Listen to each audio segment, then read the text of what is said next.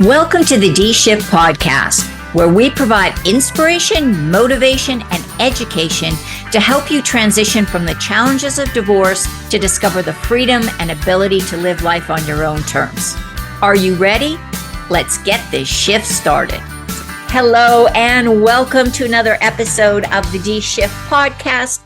And I love it when I get to interview other divorce coaches, because I think that the more that we can talk about what divorce coaching is and how it can help people, it allows you to make you as the person who's going through a divorce, it allows you to make a decision whether you feel that a divorce coach is something that's important in your divorce. And I want to introduce you to Kelli Sedwick-Drummond. She is an amazing divorce coach that I met for the first time. And I'm not even sure. Oh, I know. We got introduced through LinkedIn, right? We were commenting on each other's posts back and forth. So Kelli and I both are divorce coaches, but Kelli has a really unique perspective on this, I think. She is a certified divorce and life coach, and she's the owner of KJSD Coaching. She is a proud mom of 3 little kiddos. I don't know if they're little, but they're kiddos for sure. And she also is one of those people who is really determined to help her clients going through divorce not experience the challenges that she did. And I think that's always one of the hallmarks of a great divorce coach, is somebody who not only has the training, but has already gone through the process and has a clear understanding of what that looks like. So Kelli, welcome. Thank you so much. It's such an honor to be here. It's like I said, I love interviewing other divorce coaches and divorce professionals. And I think that we all have a unique approach to helping clients. And just like you pick and choose your doctors and your specialists and your mechanics and all the other professionals that work with you in all walks of life, you really should take a big look at all the possible divorce coaches out there if you are choosing a divorce coach. So that's why I think this is so important. Kelli, let's talk a little bit about how you got into this area of practice, because I'm sure, like me, you were not a little kid going, when I grow up, I want to be a divorce coach. So tell me what your story is. Yes, I couldn't agree more. I don't think anybody strives for that. But with considering the things that I went through in my own life, it's kind of what brought me to this work. So my background is actually in health and fitness. I taught fitness classes for years. And then going through my own very nasty divorce with no guidance whatsoever, other than, Googling things or reading books, I kind of stumbled across divorce coach training. And I was like, wow, maybe I can help somebody else not have to suffer through this like I did with no idea what I was doing. So anyway, long story short, I went through that training, and then I also did the additional life coach training. And I think I've really found my calling. It is awesome work. And even to meet like-minded people like you, Mardi, it's been so rewarding in a way I never imagined. And, it's funny because I've done this podcast now for, almost 3 years. And it is amazing how no matter what divorce professional I'm talking to, that passion for helping people always comes through in this question. So I think that's a hallmark of somebody that really is in the right lane in life and working on things. So let's talk a little bit about some of the reasons why divorce coaching is relevant and helpful and beneficial to people going through divorce. And I'm going to throw this out here. Right now, we are not providing any kind of legal advice, financial advice, anything like that. If we happen to mention anything like that in the communication here, coaches do not provide any kind of specific legal and financial advice unless you're speaking with a certified divorce financial coach or a attorney. So just want to clarify that. With that, all that gobbledygook out of the way now, Kelli, what do you think are some of the benefits for divorce coaching? Oh, there's so many. Probably one of the biggest is working through the emotional side of things. in a safe space that's not going to cost what an attorney costs, or, the other things, the other issues that you're going to have to deal with. To be able to process that and have someone who's been there, done that, understands you, I think is invaluable, because it will, in all those other things you have to deal with, help you be able to handle it much better, because you've already worked through it, you've processed it, you're more ready for the whole thing. You're more organized. You have better ways of communicating, even with your soon-to-be ex-spouse. So there's a lot of just diffusing that and bringing it to focus on what you want next, less on looking backward and trying to fix things. So it's more of a forward focus. And I think that's so super important. Absolutely. I couldn't agree with you more. Yeah, because unfortunately, your attorney is not trained necessarily in getting the information out. They're very factual. They do the legal stuff, which is what they're supposed to do. And when you turn to your attorney as your therapist, I hate to say this, but ka-ching, ka-ching, ka-ching, right? Every 15 minutes, you're getting billed that amount of money, or every hour, whatever block you use. What about the idea of turning divorce from this negative, horrible thing that is the end of your life? A lot of people, I'm not being overly dramatic, I have people who say, I just don't see myself moving forward now that I'm going through this divorce, to using it as a way to maybe realign your values with what you're actually doing, and maybe in some situations really exploring who you are as a human being, as a person. I love all that, because no matter what life throws at you, whether it's divorce or some other big upheaval in your life, we have the choice to make that whatever it is. So, and I think that with me and my personal experience, the idea of taking my own power back and focusing on what I want for the future, it was very weird to me.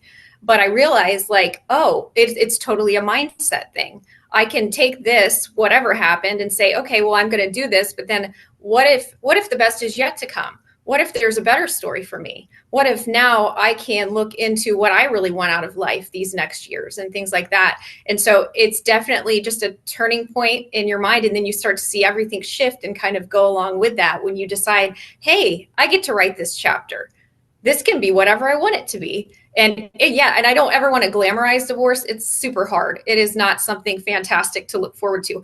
But the other side of it can be awesome. It can be the best thing ever. And so when you work through all those emotions and some of the shame and some of the societal pressure and all of that, and get to the other side of it, you realize, wow, okay, wait, this isn't so bad. Yeah. And I think that is so important, because I was just talking about this on another podcast where, even in this day and age, there's still this blame or this guilt or shame. And it could be religion based, it could be community based, it could be family based or cultural based. But there's this sense that women are supposed to hold the family together, and you're supposed to take a step back and dim your light and do all of that kind of stuff, or even stay in, and I hate to say this, but stay in very toxic, very unhealthy, or even abusive relationships, and not give any care for your own self-worth, self-care, or even physical or emotional safety. Can you talk a little bit about that, Kelli? Because I'm sure as a divorce coach, you get people coming to you that are carrying those kind of burdens. Yes, and I find that a lot of it goes back to mindset or things people have said when we're so much younger, right? When we're 7 or 8 years old, or our ideas that we get, maybe from parents, maybe from society, whatever it is, it's like we hold on to those beliefs so hard and we don't even realize we are. So again, on down the road, when you have that chance to say, wait a second, why do I feel this way about it? And you really look more inward and you take that power back. I think it's fascinating, because then you start to think, wow, what if I'm the one putting that pressure on myself, saying that I've decided to absorb that shame and agree with these ideas that I'm not even so sure I agree with. So I definitely see that where there's a lot of pressure on women, as you said. There's and you feel responsible for everyone else's behavior and emotions. And I was there. I mean, that was me. I felt like it was all up to me. to hold it together, to make everything look perfect on the outside, when in reality, I was miserable for years. And then I've had someone else say to me, another coach that I was working with, and she's like, you know, you could think of it that way, of being ashamed, or you could think of it, wow, I was brave for getting out of a really bad toxic situation. And again, it's a flip of the switch in your mind where you're like, you know what? Yeah. What if I'm the hero of my own story? What if this is what was meant for me the whole time? And it's just, for me, being in that for so long too, I think the longer you're in it, it takes longer to find your way out of it to the upside too. You have to give yourself that grace and that time to process things, to get to that other side when you can finally heal and work through it. Yes. And I think that, specifically if we're talking about toxic relationships. So, there's a lot of more information about coercive control, about, the cluster B personality disorders, all of that stuff that comes in. Cluster B or cluster A? Why am I drawing a complete blank on that right now? Anyhow, the mental health disorders just left my mind, and here we are, talking on a podcast, and I just forget what I'm supposed to be saying. But anyhow, well, when you have those kind of issues going on, you've been in an emotionally or financially abusive relationship, your personality, your sense of self-worth, and your alignment with your values, it's been chipped away over years. I mean, it doesn't start, when you're dating, that person doesn't show their true colors, and they don't typically become abusive, on date one. It becomes gradual and it ramps up. And what do you think for a woman who, because mostly women are listening to this podcast, but it could happen for men as well. Let's say there is an abusive partner. What does that do to the other person's? What does it do to my sense of self-worth if I'm sitting in that kind of a relationship for years or decades? I think it does a number of things. I think it does chip away at your self-esteem and your self-worth. I think it also makes you question your own thoughts and beliefs. Like, you don't trust yourself anymore, especially if there was that, like you mentioned, coercive control, gaslighting type of behavior. And that over time, it's almost like you're deeper and deeper in. So it's very difficult to pull yourself out of it. But eventually, with a safe space and the right kind of people surrounding you and different methods of working through that, you can heal from it. So from clients I've had, to my own personal experience with that, like it's almost like you have to unlearn the things that you experienced during that time, because you're so used to it. It became familiar, and toxic felt very healthy and normal, which is really scary. But again, you can take that and you can pull yourself out of it and work through it. And there's a lot of different ways, and it takes time, and you do have to be patient with yourself. But the best part is there are so many resources out there for us, especially if you have been isolated, that there's a wealth of people that want to help. And there's so many people who've been through things like what you've been through, and you can find it. And it's very encouraging. It's amazing. And that's where I think, divorce coaching can be really helpful, because you have a person that is on your side that is going to ask the questions to help you rediscover who you are, because that never left you. You're still there. You've just had this bucket load of crap poured over you, and it's going to take a while for you to clear all that out, because all that negative information that you have been hearing, that's been drip fed to you for years or decades, it accumulates over time, but you can clear it. That's the wonderful part about this. So that's I think one of the big benefits for working with a divorce coach.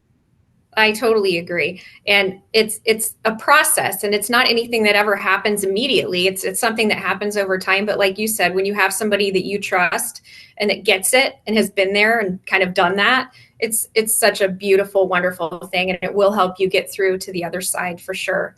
I think one of the other things that I really appreciate about just the whole experience too, is you have to learn how to be uncomfortable and be okay with that. Like, there's this time of change and transition, and it may be longer than you think, and it may be harder than you think. But when you decide that, okay, you know what, I'm going to be okay, I'll figure this out, I'll get the resources I need. It's okay to be in that state where it's not all great.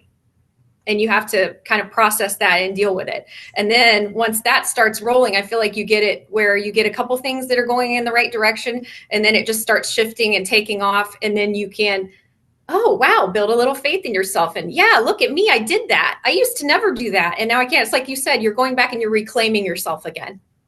Yeah, you're never starting over. I get really frustrated when I hear people say, oh, I've gone through a divorce, I have to start over again.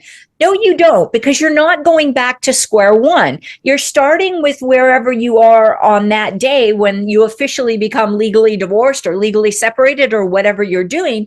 And then you can use all of that experience if you can do this mindset shift where you can start looking at it that way and stop looking back and going, I failed, and start looking back and saying, look at all the lessons I've learned. Now, how can I use this to help me move forward?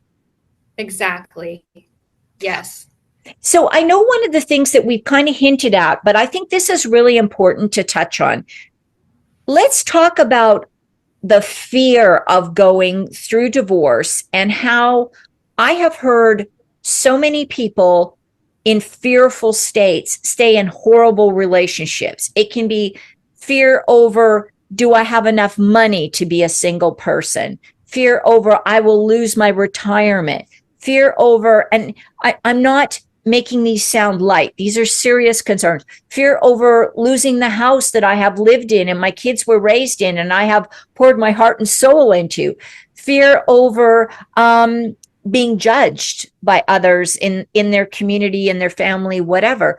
Let's talk about some of those fears and how, I mean, it's easy for people who are super confident to go, oh, just get over that fear. That's so irrational. But that's not the reality for people that are dealing with those. So I know this is one area that you really focus on with your clients. So let's talk a little bit about this overcoming fear.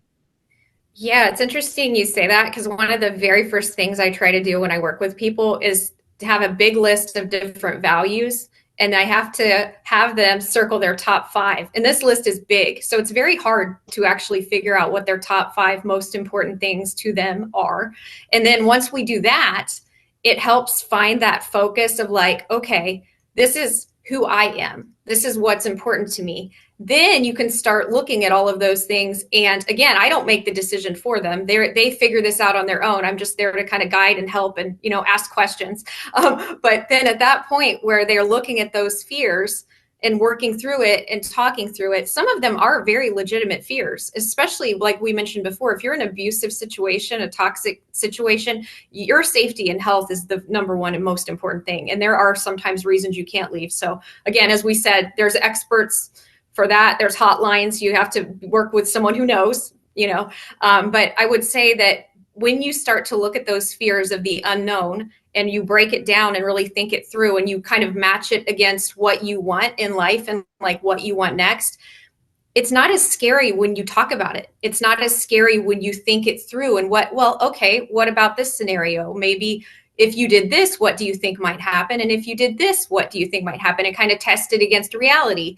There's a lot of ways to take that fear and accept it in a way, kind of address it in a way, and then make your decisions based on what you come up with, not just based on, I'm stuck here forever. I can't do what I want.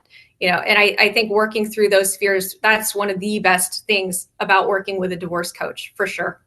Yeah, and I can't agree with you more. Number one, about if you are in an abusive situation, to reach out, whether it's, at least talk to, if you're not comfortable, if you're afraid, and sometimes you're honestly afraid to even reach out to a domestic violence group because you're afraid that that's going to get back to your spouse. So there are resources. If you need help with that, contact at least a friend, a family member, let them know what you're going through and see if they can then reach out to those shelters on your behalf so there's nothing traces back to you. There's ways to deal with that, and there's lots of great articles. The National Domestic Violence Hotline has some great resources on their website for how to do that.